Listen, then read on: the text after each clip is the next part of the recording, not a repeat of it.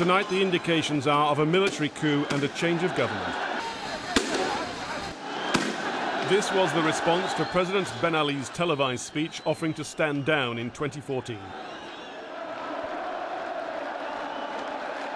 Go now was the chant, as thousands descended on the Interior Ministry.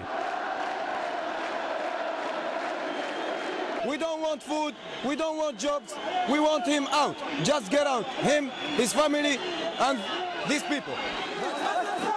As the day turned violent, the police used tear gas, and plainclothes policemen picked off protesters. On Thursday, the country-wide protests again reached the beach resort of Hammamet. The graffiti says, "Death to President Ben Ali." This in a country where it's forbidden to criticise him. It's thought at least one of the holiday villas targeted belonged to his family.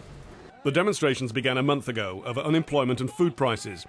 A 26-year-old graduate, Mohammed Bouazizi, who was trying to earn a living, had his vegetable cart confiscated by police. He didn't have a permit. He set fire to himself in protest. The president visited Bouazizi in hospital in a show of concern, but when he died a few days later, violence erupted again. Dozens of people were shot dead by the police as they attacked symbols of the state. Each funeral added to the wave of outrage sweeping the country. It reached the capital this week.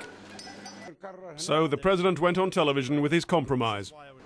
The people thought about it, and many thought it wasn't enough. They came back out on the streets in their thousands. Tonight it was announced the Prime Minister has taken over temporarily, but it's doubtful we shall see President Ben Ali back in power. The army seems to be in charge, and a coup is not a revolution. So while the people have got their way in getting rid of the president, the next question is, how will Tunisia change? Tim Marshall, Sky News. Well, holidaymakers returning from Tunisia have been describing their experiences there. Gunshots, there's gas shells, tear gas shells, there's baton round shells, police on corner, army on corner with bayonets on, police on corner, but the police helped us terrifically. We flew out there on the 2nd of January. There was a notice put up there on Wednesday to say that there had been unrest in the country since 18th of December.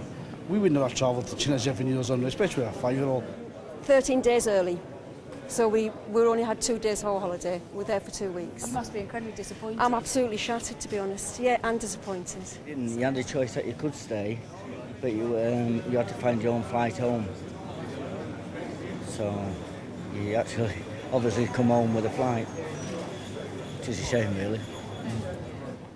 Well, our Foreign Affairs correspondent Lisa Holland joins us now. And Lisa, has he stepped down, the president, or has he been forced out?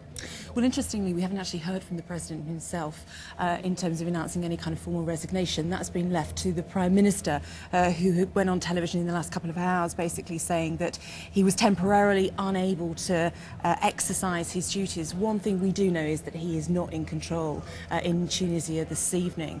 Essentially, the military now are surrounding the airports, the airspace has been closed, and the days of the president are over.